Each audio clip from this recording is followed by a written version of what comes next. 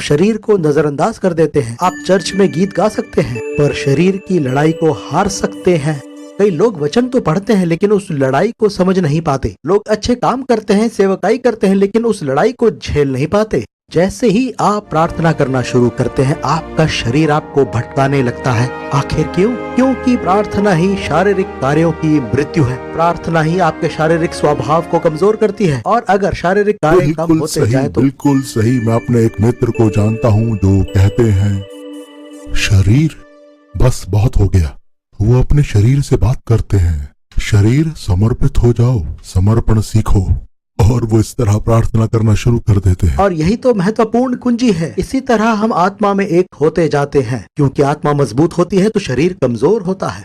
फिलिपियों 4:6-7 में लिखा है, किसी बात की चिंता मत करो, हर बात के लिए दुआ करो, उससे मांगो और जो कुछ उसने दिया है उसके लिए धन्यवाद करो। और यही वचन वो महत्वपूर्ण कुंजी है। यहीं से आपकी आभार व्यक्त प्रार्थनाओं को नई दिशा मिलती है और आप उस आयाम में पहुंच जाते हैं। पानी के लिए खोदने से पहले हर बार मिट्टी ही निकलती है। प्रार्थना इसी प्रकार है जैसे कुएं के पानी को पीने के लिए शरीर की क्रियाओं को खोदते जाना।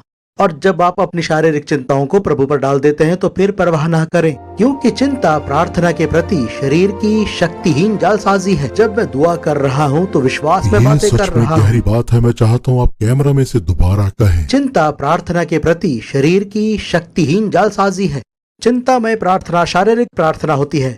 आप क्या करते हैं? आप प्रभु के पास आते हैं और वो सब चीजें उसे दे देते हैं जिनकी आपको चिंताएं हैं। जिम्मेदारियां, परिवार, सेवकाई, ऐसी तमाम चीजें जिन्होंने आपके अंदर कोहराम मचाया है। मानो आप उसकी महिमा के पर्वत पर चढ़ना चाहते हैं लेकिन पीठ पर भारी बोझ है। आपको चढ़ने से पहले उस बोझ को उतारना होगा। जब मैं अपने निवेदन परमेश्वर के हाथ में सौंप देता हूँ तब उसकी शांति मेरे मन को भर देती है। पर अक्सर हम यहाँ गलती करते हैं। फिर अपने बोझ को प्रभु को सौंपने के बाद, उससे उस शांति को प्राप्त करने के बाद आप खुश होकर प्रभु को उस शांति के लिए धन्यवाद देते हैं और प्रार्थना से उठकर चले जाते हैं। पर ये शांति जो आपके निवेदन के बाद प्रभु ने आपको दी है समापन नहीं है, ये शांति शुरुआत है। क्योंकि पवित्र आत्मा आपको आत्मिक गहराइयों में लेकर जाना चाहता है, पर वो शांति के इस द्वार में आपका इंतजार करता है। कई लोग सोचते हैं ये शांति वो चिन्ह है कि मेरी प्रार्थना सुन ली गई है। बाय बाय पवित्र आत्मा, बाय बाय प्रार्थना। आपका कहना है कि प्रभु कहता है ये बिल्कुल सही है बेटा, तेरी प्रार्थना सुन ली गई है, पर अभी और है। मैं चाहता हूँ कि तू इस अद्भुत पवित्रता में प्रवेश कर। जी हाँ, जब आप अपने शारीरिक भटकाव से निकल चुके हैं और शांति से भर चुके हैं, अब शरीर आपको तंग नहीं कर पाएगा कि आप दुआ न कर पाएं। अब चूंकि आप इस शांति के स्थान में आ चुके हैं तो मैं परमेश्वर की गहराई में उतर सकता हूँ। मेरा शरीर अब मुझे बहला नहीं पाएगा। तब मैं उन चीजों को प्राप्त कर सकता हूँ जो वो मेरे जीवन में जाहिर करना चाहता है। हाँ, ये चीजें मुझ में पहले से ही थीं, पर अब ये मुझ में से जाहिर होते हुए मेरे बाहरी रूप को घेर लेंगी कि आखिर मैं कौन हूँ। मैं ऐसे लोगों को जानता हूँ जो सारा दिन अन्य भाषा में दुआ करते हैं।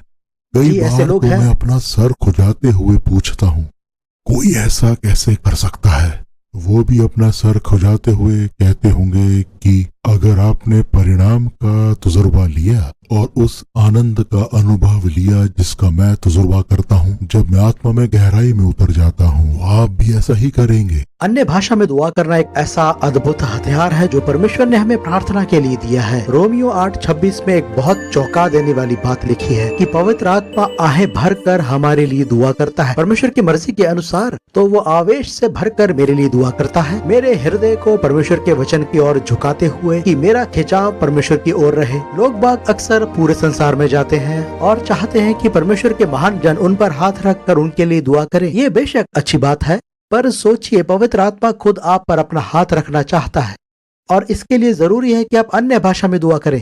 1 कुरिन्थियों 14:2-4 में लिखा है कि जो भी अन्य भाषा में बातें करता है वो परमेश्वर से बात करता है और उसकी आत्मा उन्नति करती है। 1 कुरिन्थियों 14:14 में लिखा है, यदि मैं अन्य भाषा में प्रार्थना करूं तो मेरी आत्मा प्रार्थना करती है। तो अन्य भाषा में प्रार्थना करना यानी पवित्र आत्मा की प्रार्थना से जुड़ जाना होता है। तब मेरी वही प्रार्थना होती है जो पवित्र आत्मा प्रार्थना कर रहा है। अन्य भाषा में दुआ करना यानी पवित्र आत्मा मेरे लिए मेरे द्वारा प्रार्थना कर रहा है, ये कहते हुए कि मैं तेरे लिए प्रार्थना करूंगा अगर तू मुझे अपना मुंह दे दे, मैं तुझ पर अपना हाथ रखूंगा अगर तू मुझे अपने हाथ दे दे। अब कईयों को मेरी ये प्रार्थना शैली की बातें अजीब लगेंगी, क्योंकि शायद वो अन्य भाषा में इस तरह से बातें नहीं कर पाते। मैं ये जानता हूँ कि लोग अन्य भाषा में दुआ क्यों नहीं करते। उन्हें उत्तर पसंद नहीं होगा, पर यह सच है। लोग अन्य भाषा में दुआ नहीं करते, उसका उत्तर एक ही शब्द में है, वो है मैं।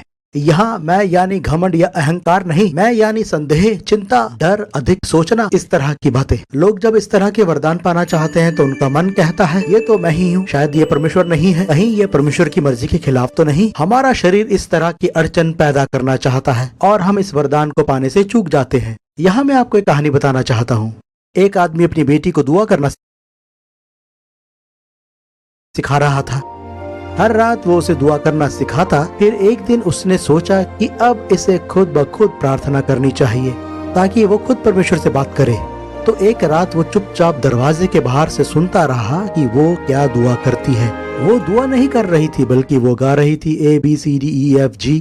2 या 3 रात ऐसा ही हुआ। आखिरकार उसने सोचा मुझे इसे बताना चाहिए। तो उस रात वो अपनी बेटी के पास गया और कहा, बेटा सुनो, मैंने आपको सिखाया कि परमेश्वर से बातें करना, पर आप तो अल्फाबेट्स बोल रही हो। वो बोली, पापा मैं खुदा से ही बात कर रही थी। मैंने उसे शुरू का अक्षर दिया ताकि बाकी के शब्द वो खुद ब खुद बना ले। अन्य भाषा में दुआ करने में आपको यही तो करना होता है। खाली स्थान को ही तो पवित्र आत्मा भरता है। मैं समझदारी वाले शब्द क्यों बोलूं? मैं अर्थपूर्ण शब्द क्यों बोलूं जिनमें मेरे इरादे साफ झलकते हो? जब मैं अर्थहीन अक्षर या उच्चारण करूंगा, ऐसे शब्दों में ही मेरा समर्पण दिखाई देगा। मेरे विश्वास के कारण पवित्र आत्मा उस स्थान को भरेगा। क्यों ना हम इन बातों को पवित्र आत्मा के हाथ में सौंप दें और एक बच्चे के समान विश्वास करते हुए उसकी सामर्थ्य को देखें।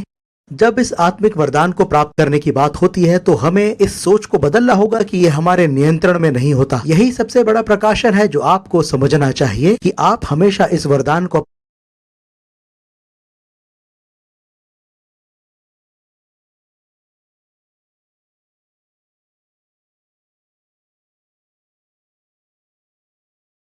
अपने नियंत्रण में रख सकते हैं। अब क्यों कर पौलुस प्रेरित एक पूरा अध्याय 1 कुरिन्थियों 14 को इस विषय पर लिखेगा कि आप